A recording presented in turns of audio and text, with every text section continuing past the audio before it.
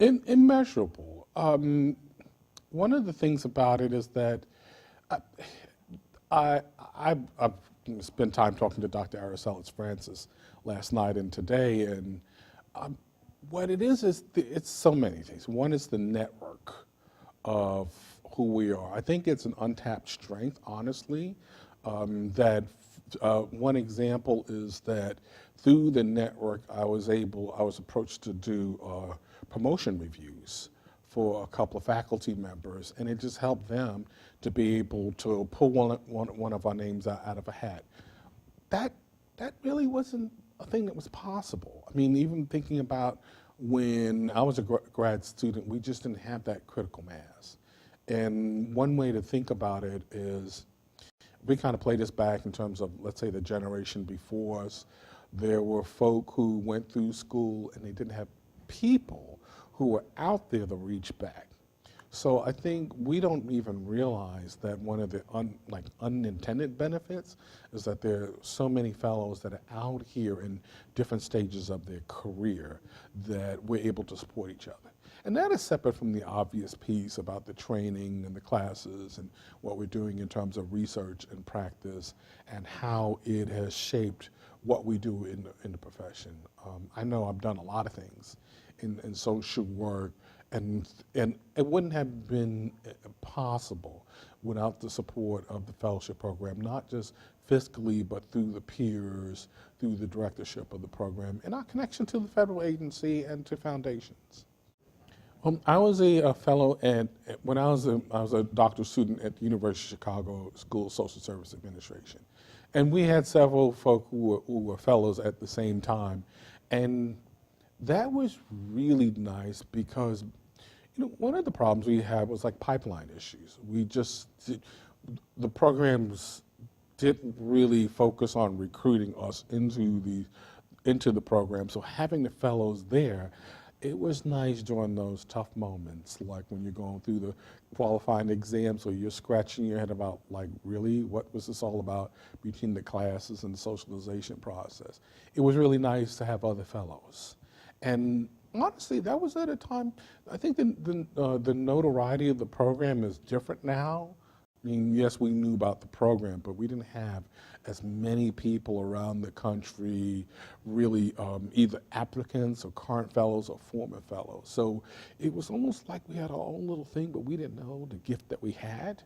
And there were times when we just needed to kind of sit with ourselves and really provide support, to really say, wow, you're going into social work, and there are some things that aren't making sense about what the profession says it should be, yet in the same breath, here we are, a people of color, trying to make our inroads. And so that was very helpful.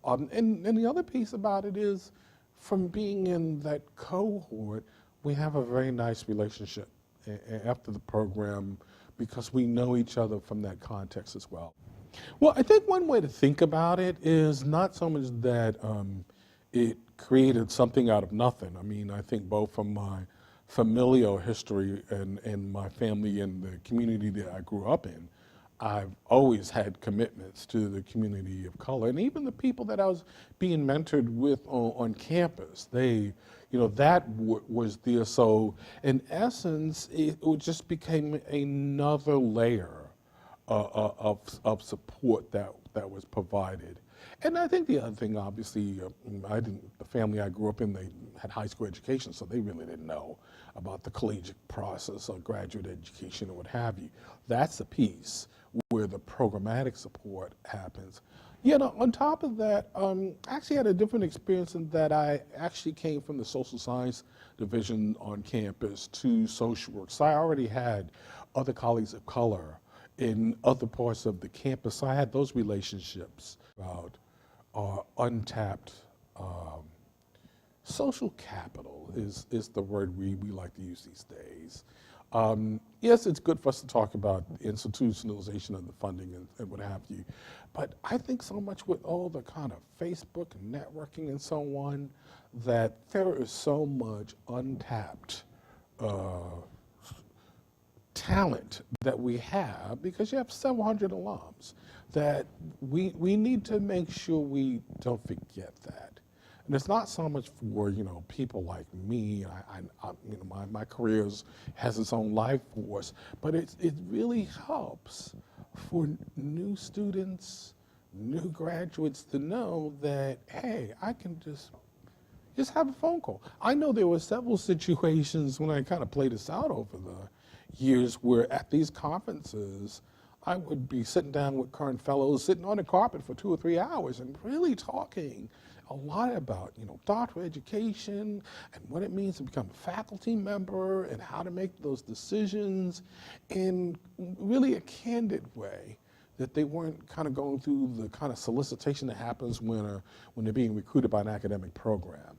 And those moments are really priceless for a fellow to be able to say, I'm a fellow.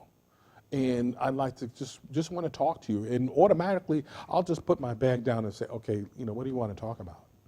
Because I understand that the odds are they don't have that kind of access to that support, or they're not getting, it's not that they're not trying, it's that there might be 1 or 2 persons isolated in the program. And as a matter of fact, when I come to the conference, I'm actually, my eyes looking out, I'm like, I was here like a couple years ago and I talked to a fellow, I wonder if she is here or he is here, because we always need to have that support. There's a book by one of my colleagues from University of Chicago called, a law professor called Presumed Incompetent, that focuses on the issue about the academic process for faculty of color. And it's a very interesting conversation about no matter how much training folk are getting, they may either in an academic context or in a classroom context walk in the classroom and feel that it's just another day and so what that they have this degree. Well, the beauty of having this kind of network is that you have people to talk to about that and say, look, it's really not about you. That's the nature of the system that you're in. And I think we have to be, I won't just say assertive, I think aggressive about protecting the infrastructure that we have, that our wealth is with these folks. It's almost like, you think about it, it would be nice to even have like a colloquium, a conference or something where you bring together several hundred, alums to kind of engage each other. That's something we need to think about more strategically. I don't care if we did it, once every 5 years or something, but it's more, you have the folk there. We're moving, they're moving forward with the whole, newsletter and the electronic piece, but we really need to remember that is an untapped